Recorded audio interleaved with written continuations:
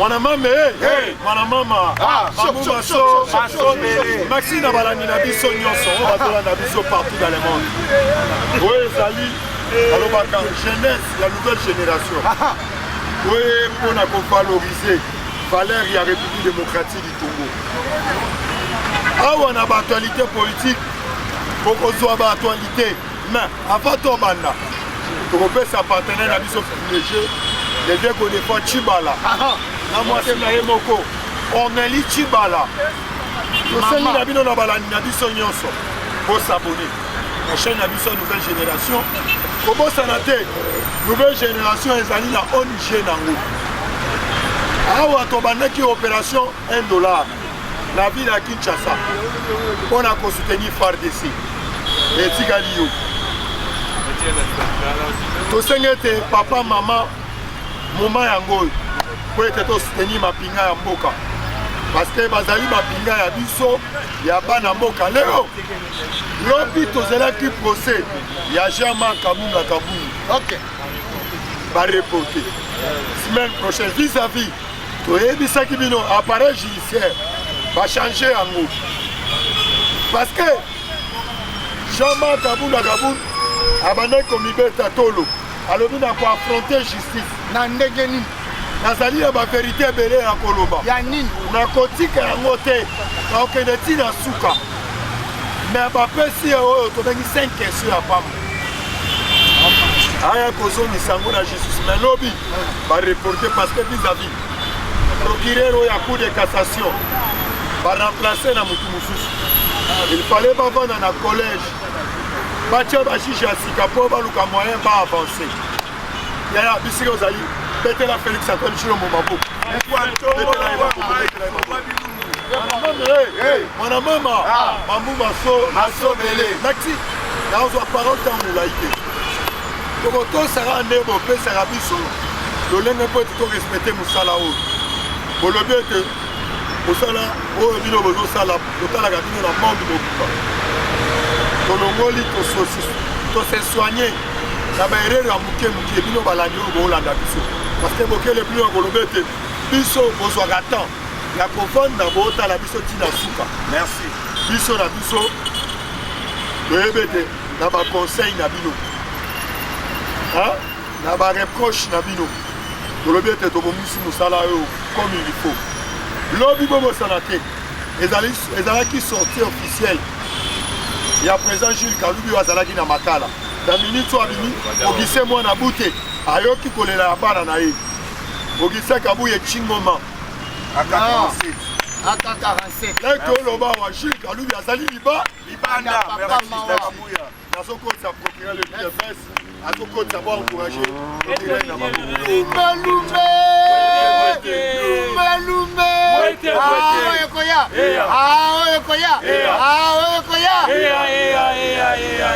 Le fatigues-toi.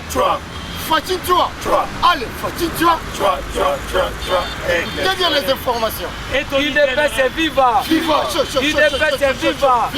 Fatigué. Merci beaucoup. Na balandi na biso banso balandi biso de partout dans le monde entier et surtout dans le secrétaire général Augustin Kabouya Mwanabouté. Merci. Parce que vous allez vraiment ébélé de partout dans le monde entier. Vous allez continuer par rapport à la libération de Gilles Monier et Gilles Kaloubi. Le lobby a quitter la prison centrale Yamakala. C'est viva. C'est là veut dire quoi? Nous-mêmes, nous sommes les responsables de ce pouvoir. Oui. Mais vous savez, l'un de nous a été arrêté et puis. Alekisi Mikolomo Ming la carte à prison centrale à Makala. Là, il n'y avait pas un acharnement, là, il n'y avait pas un règlement de compte. Mais si c'était un membre du PPRD, si c'était un membre de la Mouka, les gens allaient dire que c'est un règlement de compte, c'est un acharnement. UDP, c'est viva. Viva, parlez. Yango tolo biboye, état de droit éponyme automo côté. Oui. Parce qu'à l'époque, de reste mémoire, papa Etienne Tshisekedi Moulumba Batuna question, qu'est-ce qui signifie un état de droit? Merci. Papa Lobaki, un état de droit, cela veut dire que non, Motonioso, il faut Zanakati Yamibé. Quand nous instaurons un état de droit, tout le monde est censé de respecter les textes et puis les lois du pays. C'est pour cela que vous avez vu dans un état de droit. C'est pour la première fois dans notre pays, depuis plus de 3 décennies, qu'on assisté à un procès pédagogique, le procès de Vital Kamerhe à l'époque. là où vous avez vu les directeurs de cabinet, les chefs d'état-major, les ministres, les ambassadeurs, ils sont défilés devant les instances judiciaires. IDPS viva. Viva, chaud. Le lot de décortiquer, moi, Mathieu Poboye, vraiment, Makamozali, koleka na kati ya République démocratique du Congo. Batou Nibiso que non. Et lobby fallait qu'hier chez nous, parce qu'aujourd'hui nous sommes le mercredi, hier chez nous c'était le mardi, Jean-Marc Kabounde fallait qu'il sorte à niveau de la justice. Mais nous allons vous expliquer le dossier à Jean-Marc Kabounde. Écoutez les informations. Donc expliquer bien sur le plan judiciaire et puis sur le plan politique. Parce que sur le plan politique, vous avez vu le lundi, Franck Diongo était allé chez Jean-Marc Kabounde, chez lui à sa résidence. De l'autre côté, tout ce que Jean-Marc Kabounde est en train de faire, ce sont des discours pour vendre à la opposition. Mais j'avais appris une information que jusqu'à preuve de contraire, l'opposition Jean-Marc Kabounde était. Alors, Kabounde était déjà dans le pouvoir. Oui. Une personne qui a eu déjà dans le pouvoir, qui s'est acheté de parcelles, qui a construit des écoles, qui a construit des terrains, qui a construit des forages d'eau, qui a des villas à Londres, qui a des villas à Lubumbashi. Parce que n'oublions pas que Jean-Marc Kabounde avait monnayé la poste à IDPS. Jean-Marc Kabounde gagnait des carrés miniers, confisqués des carrés miniers d'autrui à l'intérieur du pays. Bien parlé, merci. Jean-Marc Kabounde a dit qu'on a bêtise à la sonorisation et à bateau. Jean-Marc Kabounde a comme qui PCR en train de trouver les pinets d'autrui. C'était une façon de ternir l'image de ces régimes. Voilà. Gloire à Dieu, nous l'avons inscrit et puis radié du parti parce que c'est un délinquant politique. Beauté. Oui, parlez. IDPS viva. Viva, chaud. Jean-Marc Kabounde avait étalé son immaturité politique sur la place publique. Jean-Marc Kabounde, de son point de presse, il a allé plus loin en outrageant le chef de l'État, en diffamant le président de la République. Et puis avec les injures publiques, nous allons vous faire voir quoi? Infraction outrage au chef de l'État est banni dans le régime monté. Infraction outrage au chef de l'État est banni depuis Kassabou. Oui. Parce qu'à l'époque, il y a Kassabou, Lumumba était la majorité. Dans le Parlement, et Kassabou n'avait pas la majorité. Et maintenant, Kassabou, comme état président lâche. C'est pour cela qu'à cette époque, on avait créé les fonctions outrage au chef de l'État. Oui. Donc, une fois que son manquait président, tu serais devant les instances judiciaires. Et c'est ce que Jean-Marc Kabounde aussi a fait. Parce que, le président de la République, il est la toute première institution du pays. Voilà. Et la présidence de la République, c'est l'administration de l'État. Là, on retrouve par conseiller, par membre et cabinet chef de l'État. Donc, la personne du président de la République est sacrée. La personne du chef de l'État est sacrée. Et Jean-Marc Kabounde, dans son point de presse, il est en train de dire que non, j'avais rappelé le président à l'ordre. Là, c'est un manque de respect vis-à-vis du président de la République. Il y a des pères et des mères. IDPS viva. Viva, parler. Yango Bomonaki, Jean-Marc Kabounde, ce n'était pas. À l'époque, Batobalobio, tant que papa Tshisekedi a créé, Nakami n'a qu'un opposé Kabounde comme étant héros national, et ça qui le fouta. Ce qui botali bien la vidéo, Kabounde a dit qu'il a soufflé papa Tshisekedi dans ma toy. Pour ma bien héros vivant. Parce que Kabounde a menti voire même ses origines à papa Tshisekedi. Parce qu'à cette époque, papa était déjà malade. C'est ce qui a fait que tant qu'on va nommer, papa est qu'aucun des potes, tant que papa est apprendre que Kabounde à côté de l'origine. Et papa sont qui nous souffrent. Il ne peut se vivre. Jean-Marc Kabounde y est naïe, ça a le couteau dans le cou. Imaginons mon roi Kabounde comme président de la République. À Rotobola, n'a pas fini à Batonio. Il ne peut se vivre. C'est un troueur de pinard. Oui. Est-ce qu'on peut remplacer Tshisekedi aujourd'hui pour que Kabounde devenir un président? Non. Ça ne peut jamais se faire. C'est là où nous disons ceci. IDPS est le rôle à Wenge, BCBC et Jules Diana. La Wenge 4x4 était. Les musiciens ne sont pas les Wenge, BCBC et Batikala Boye Banane. Kabounde n'était pas intelligent que Tchibala. Tchibala a été nommé Premier ministre. Afuna bisoku na matete pour associer à IDPS Batikala Boye. Oui. Les lomoto o a eu pensé à Tchibala Zate. Kabounde n'était pas intelligent plus que Valentin Moubaki. Aujourd'hui, Moubaki a eu un souci. Oui. Kabounde n'était pas intelligent plus que Mavungu, plus que Belgique. C'est viva. Viva. Si quoi au lobby, Et là, on dit que Kabunda Samba, le samedi passé, le chef de l'État avait fait des mises en place en justice. À celle qui va mise en place. Le professeur Fundo a qui le conseil d'État. À celle qui remplacé dans Arlette Odia. Dans le niveau, il y a en tout cas merci beaucoup au président de la République pour avoir élevé le juge Yanni Raphaël. On a qui a procès à 100 jours. Va élever à titre possible comme étant procès à cour d'appel à Gombe. Et ces familles vont bénéficier de tous ces avantages. Merci. Merci. Il ne peut se vivre. Juge Yanni, donc actuellement, à ça élevé à titre possible, moi, Koufa qui n'a procès. A commis président à cour d'appel à Gombe. Famille n'a pas bénéficié d'avantages. Il ne peut se vivre. C'est ça un président de la République. Oui, il a mérité. C'est ça un chef de l'État. Il dirige le pays avec le cœur. C'est là où nous disons Fatih jusqu'à 2080. Au bout de 4 pour ça. Il ne peut ça l'opposition collée. Il ne peut se vivre. Si on a mis en place au Bassala qui est en justice, c'est ce qui a permis que va auditionner Kaboun de l'obité. Mais on peut savoir nos procédures. Au niveau du Parlement, dans le Kaboun a sali point de presse, il faut une action disciplinaire. Le Parlement est une institution à part. Et la justice collabore avec l'institution Parlement. C'est ce qui a fait que la justice a levé l'immunité dans le bureau ensemble pour pas passer Kaboun. Et qu'est-ce qui s'est passé? Les députés vont déjà dans la vacance parlementaire. Une fois que Moto a basé la vacance parlementaire, sauf que la justice a levé l'immunité. C'est les deux bureaux du Parlement de Kosangana, Assemblée nationale et puis bureau du Sénat, qui ont levé maintenant l'immunité. Et tant qu'on va lever l'immunité, on va faciliter la justice pour ça. Il ne peut se vivre. Et là, on a mené ça dans le règlement de l'Assemblée nationale, à besoin de vacances parlementaires, ceux qui vont gagner en flagrance, automatiquement, ils vont lever l'immunité. Et maintenant, le bureau de l'Assemblée nationale, parce que les gens l'immunité, qui Kaboun d'immunité, autorisé qui a poursuite judiciaire. Oui. Mais Kaboun va gagner en flagrance. Donc automatiquement, on va détenir provisoirement pour avoir diffamé le chef de l'État. Oui. Dans le commis lobby, il n'y avait pas moyen qu'on puisse lui auditionner pour parce qu'il y a eu des mises en place au niveau de la justice en attendant que l'administration de la justice pas que ça va document. Merci. À cause de la semaine prochaine, il ne peut se vivre. Yango vous comprendre boye. Bisoto ebisibino, la justice n'a rien à voir avec le président de la République. Le chef de l'État c'est une institution à part. La justice est indépendante. Mais la constitution dit ceci. Le jugement est rendu au nom du peuple exécuté par le président de la République comme étant le magistrat suprême. Parce que c'est lui qui fait la mise en place au niveau de l'appareil judiciaire. Il ne peut se vivre.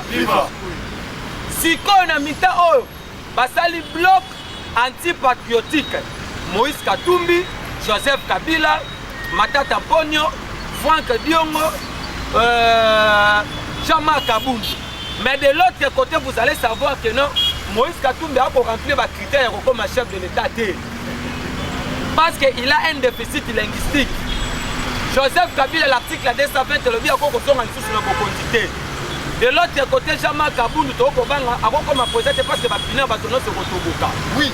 De l'autre côté, Matata Mponyo, qui a volé l'argent de l'État pour construire l'université Mapod Bomoni Binomoko récemment.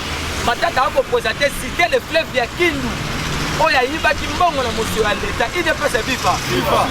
Il y a une population qui va accompagner le chef de l'État parce qu'actuellement, le président de la République a prouvé noir sur blanc. Il est au service de la nation.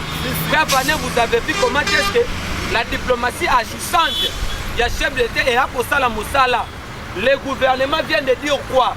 Le président de la République a donné l'ordre qu'on puisse réévaluer les projets à retrait à MONUSCO sur le sol congolais. Merci. Il ne peut se vivre. Le président de la République, sous son impulsion, aujourd'hui, vous avez vu, les ministres des fonctions publiques. Bientôt, il y aura quelques agents de l'État. Oh, il faut pas qu'il n'arrête pas. Kabila était une malédiction de ce pays. Ce qui a concerné Kabila, c'était de construire Kingakati sur 15 blocs pétroliers non exploités. Il ne peut se vivre. Aujourd'hui, vous avez vu comment est-ce que on détournait l'argent de l'État comme des cacahuètes dans la peau, dans le poche.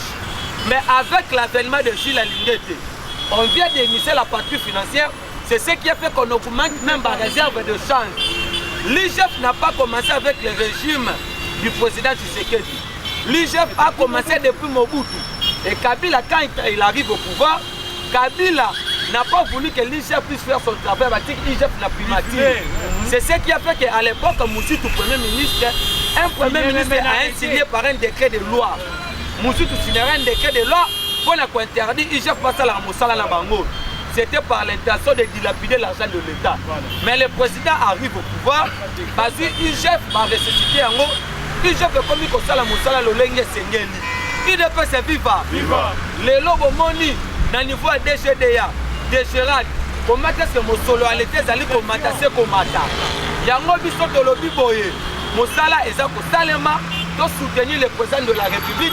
Il a la volonté de faire relever les défis de ce pays. Parce que tu sais qu'il est essentiel de respecter, voire même ma mémoire, il y a des caisses alimentaires au Bakoufa pour un combat à l'île. Je dis, je vous remercie. Bien parlé. Merci,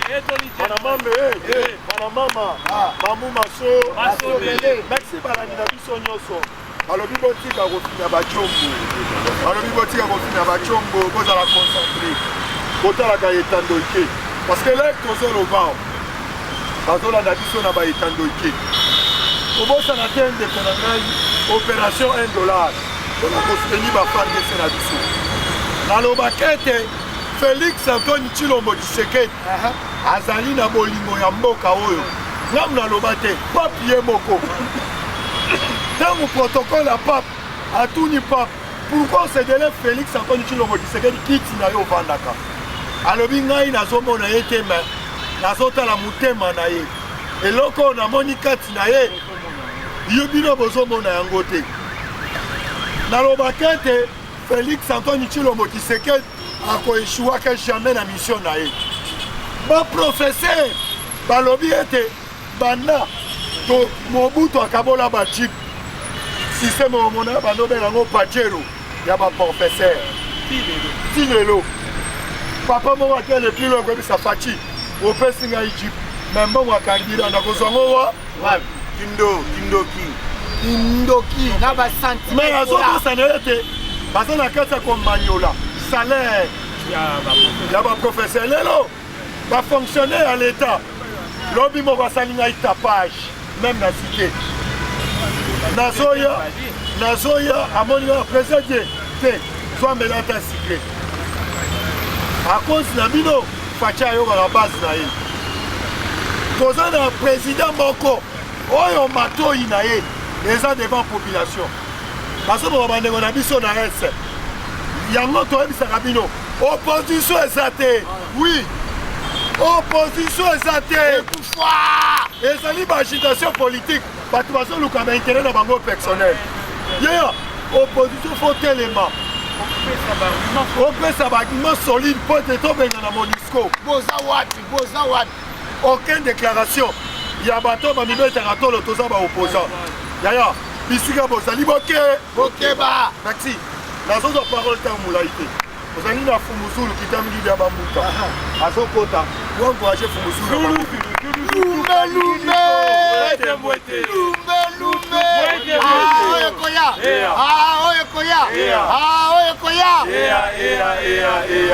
Allez, Fatin-toi. Allez, Fatin-toi. Écoutez bien les informations.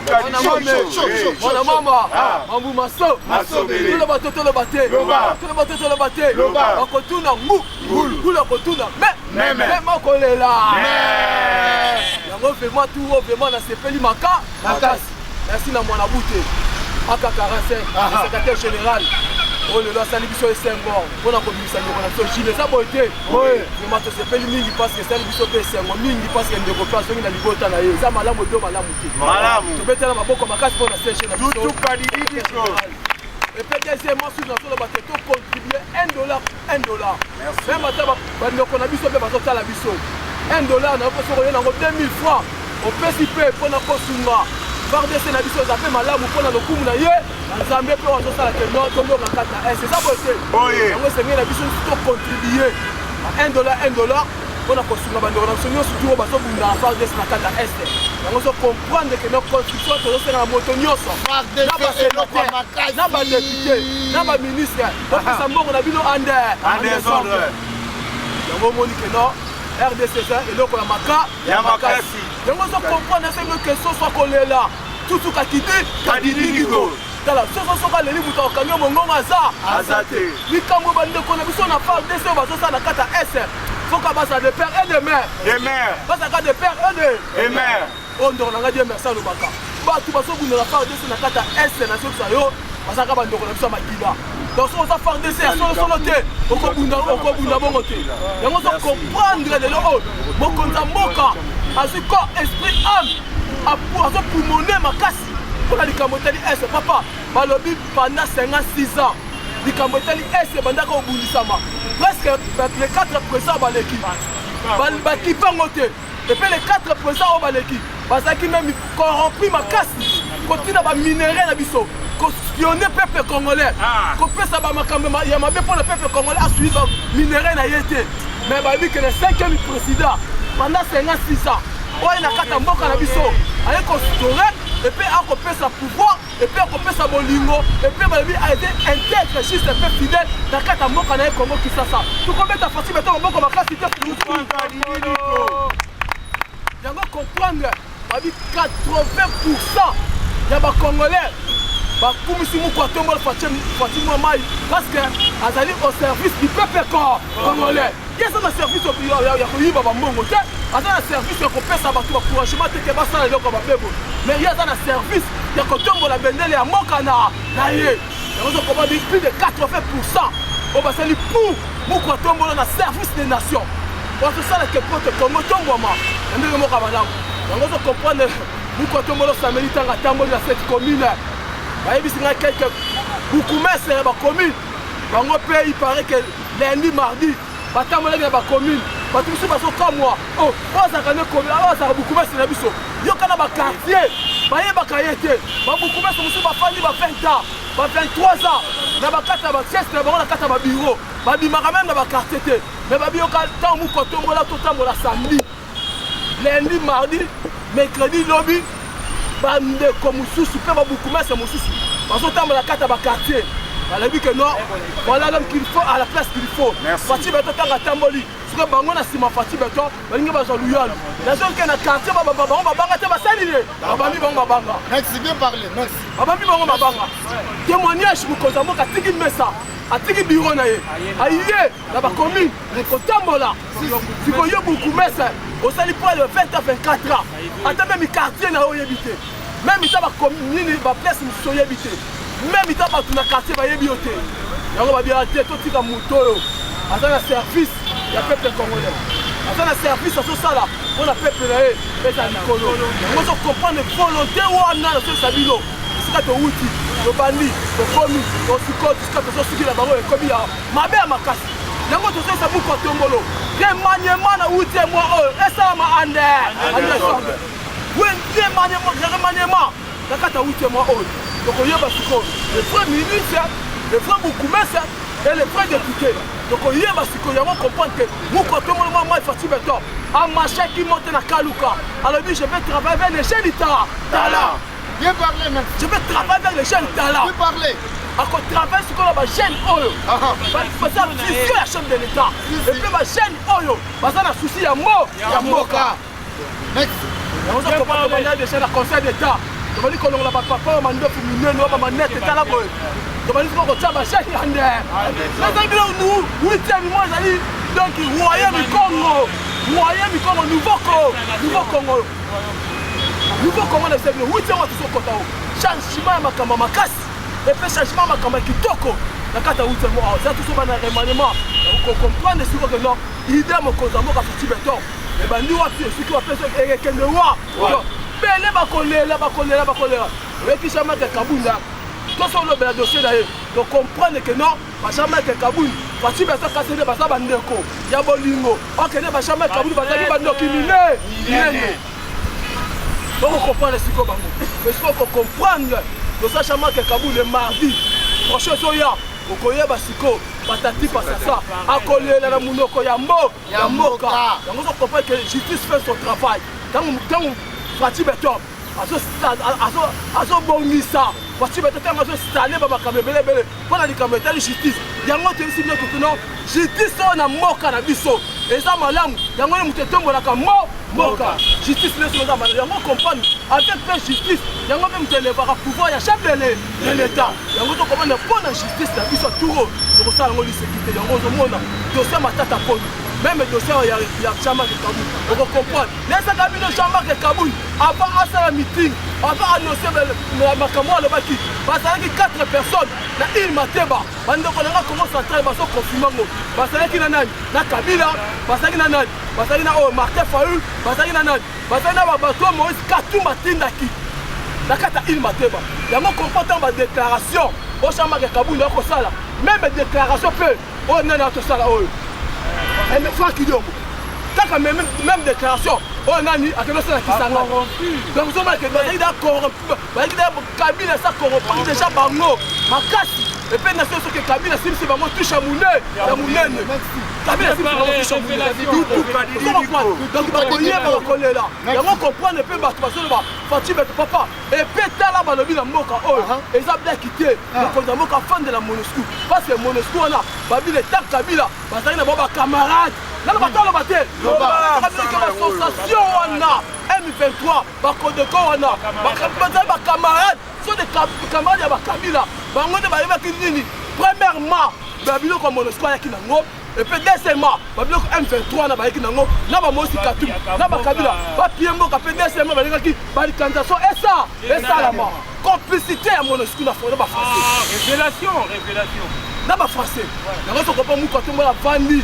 atali kana so papa ye kana so pepe congolais et puis kana so nzambe adedia ki mboka ne liboso nzambe abinga na kokokate yo nzambe ya likolo sala musala na yo yango to kopa mayele nyonso o mu ko to ma so débattre bango et so uta nzamba likolo parce que azali le premier partenaire o ye mo ka tombola ki musala et ça quand je suis Christian on comprendre makambo nyonso baso sala et so dans ni les ça c'est fait yango so mo MONUSCO ba lobi que non c'est ma toute première fois na carte Afrique on a su décision de la MONUSCO et ça Fati Beton. Maintenant, il faut montrer c'est le premier président pour comprendre que il y a une décision de la Nation Unie. Donc ça j'ai été comprendre peut partout encore comprendre moi déjà Sima. Il y a comprendre partenaire na biso privilégié Amérique va comprendre ba talisima ba zongi siko ba comprendre ba zongi ba pour dire que Maïla Fati Beton parce que diplomate à Fati Beton et ça likolo diplomatie à haut niveau il y a les colos et pour l'université américain mutu va comprendre que maintenant on a kosimba que yango comprendre le homme là sur MONUSCO il y a qui va bisani ne c'est la 2024 biso moko bana mboka tokoma ba MONUSCO ande et si ka nyonso biso moto ko saba province biso moto kenga na mboka na biso ande yango so comprendre que le kochité ya suka na ngai papa na biso kadima ya c'est to metana maboko makati kadima wetu on va déjà programme élection la vie semaine ba so pesa mo a lobby sous lobby à répéter mais élection ça dit mais il faut que la ba étape donc on a le recensement il a bien parlé papa kadima élection ça dit mais jour to yebité donc on a nous to yeba nani ko nombre de Congo on a ça Congo fils du pays on a ça fils du pays troisièmement donc est-ce qu'on a les communautés nini parti politique ba parti politique nous on comprend que bamba sur l'élection ba yebi que batouana l'élection c'est la mbutu mais donc c'est que élection tout c'est l'UDPS qui va organiser les vraies élections partout pouvoir même que organiser l'élection batika biso kimia donc organiser l'élection sur la kimia surtout parce que mboka na biso besoin que na kimia nyonso pona nga notre kuta lilo lobby bien parler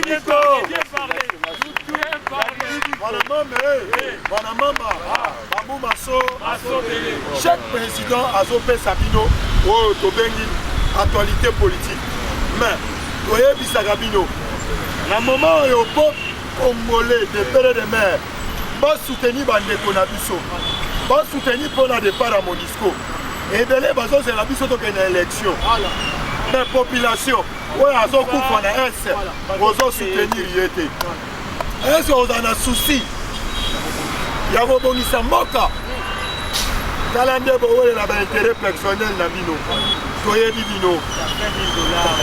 bino nayebaka na otage moko elobaka boye bapesaka makaku kupeke okoluka place ya kotombola mokila bapesaka makaku kupeke okoluka place ya kotombola mokila merci awa nazokontinue kaka oyo tobengi na baactualité politique nabosani te président Olivier Loyembo azokota encourager Olivier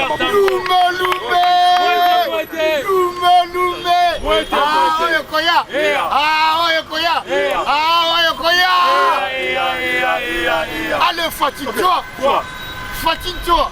Allez, fatigue-toi. Écoutez bien les informations. Merci, Topé Spino Bambote Belé, d'ici à Bozali pour la édition. Nazo Bossanate. Merci à Mouanaboute, secrétaire général, pour son implication pour la libération à l'un de nous, parlementaires de vous, Jules Mounier. Merci papa, merci. Alors, Ande Kobobo Sanate, tout ça, pour récolter fonds. $1 pour la FAPC. Bozali Libanda. Na Allemagne, na Angleterre, et c'est la France. Bobo Sanate, bon contribuer pour la part de ces libellés et l'autre chose pour la poète et bisoto sala. Sans plus tarder, la zokota na maïko et taille politique. Fatia Outaki na IDPS comme président et IDPS comme président de la République. C'est pour cela qu'Abunda Banakoya na casquette, il y a président et IDPS. Te fati anomaka na yango soki otali makambo ya matata mponi ntango kukosolo alobaki azali incompétent ezalaki deja kabano na bango ndio na bango kabun na bato nyonso wana na yango omonaki babikisaki mese matata mponi epai ya président ya kala ya cour constitutionnelle lelo dossier ya kabun comment ça fait-il akomi na cour de cassation? Moutouo a sali l'outrage fait au chef de l'État. Il a outragé le président de la République. Moutouo a outragé le président, mais à quel coup de cassation, Bazongissier, complice. Nayango Moni Kabunda Komobanga.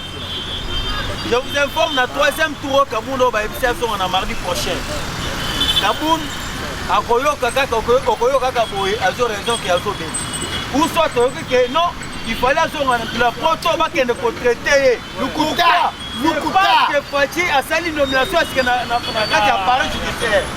Toyebi baché na yo. Okoyoka ke Kabunda a komo bela a zolinga voyager. Bela. Parce que Fati a outu ko sala nomination à ce que na appareil judiciaire. Procureur général près de la cour de cassation Fati a limogé a nommé Mathieu Yassika. Oh voilà. Nayango Tozoe Bissabino que Fati cette fois-ci a sali déterminé. Ce que vous avez bien, la micro Fati a zongeli na système ya Mouniere. Système ya Mouniere comme élexe déjà esprit. Ya Kondo et Tchèque du Moulumba. Là que ça t'est. Parce que ce que Fati a zongeli sur Mouniere, ça montre déjà une détermination. Et aussi l'esprit du peuple. Fati zongi na limitation Mouniere ya tata na ye. Alors ti yango. Makambu ebebi. Madame Bambu Maso Bele. Tobenga ke kita mikili ya bambu. Ala naka lokolo bamiko. Alors, c'est pour vous dire que Fati et Sika Azali Monisco Komolenga. Nous avons confiance. Libanda ya Moka, na ba journaliste aussi à la communauté internationale.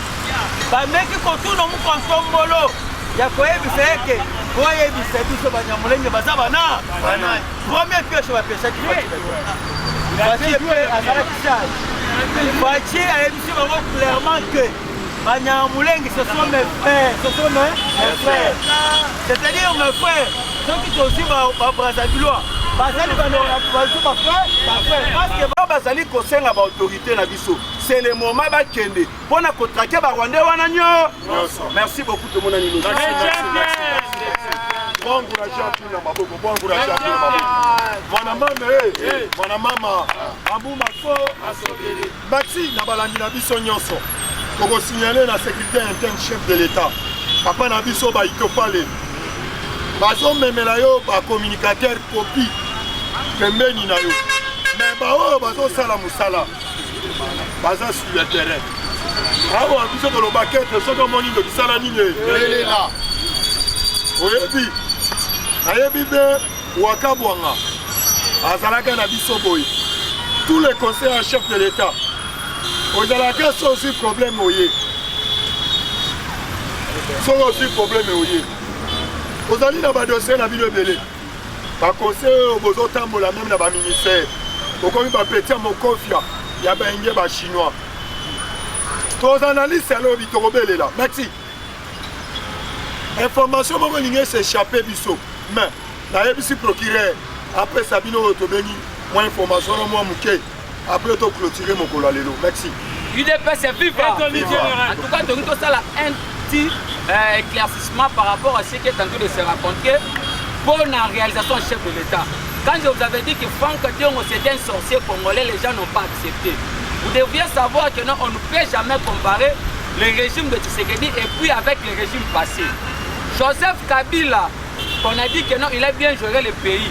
Mais Joseph Kabila, pendant 18 ans, il a laissé le budget dans ce pays à 4 milliards de dollars. Mais le président actuel, il n'a que 4 ans au pouvoir. Aujourd'hui, nous avons un budget de 11 milliards. Oh, déjà, nous avons la prévision à 16 milliards en 2023. Mais Franck Diongo vous dit que non, Tshisekedi gère mal le pays par rapport à Kabila. Tshisekedi gère mal le pays. Vous avez vu comment le caisse de l'État dans 4 ans d'exercice au pouvoir, il a stabilisé le taux de change à $1 équivalent de 200 000 francs congolais. Il n'est pas vivant. C'est que nous voulons dire ceci. Le président de la République a un bilan largement positif. Parce qu'on donne le bilan après la fin du mandat. Donc dans le mandat, on fait ce qu'on appelle l'évaluation. C'est qu'en 2023, nous allons gagner les élections et puis nous allons faire en sorte que nous puissions rafler la majorité pour nous permettre que le président a continué la réforme sur le plan judiciaire et puis sur le plan, il y a Armé Nabiso. Je dis, je vous remercie. Merci. Tozobeta c'était s'abonner la nouvelle génération. Les alliés chaîne Nabino ya bana mboka. Kemba na bangulu.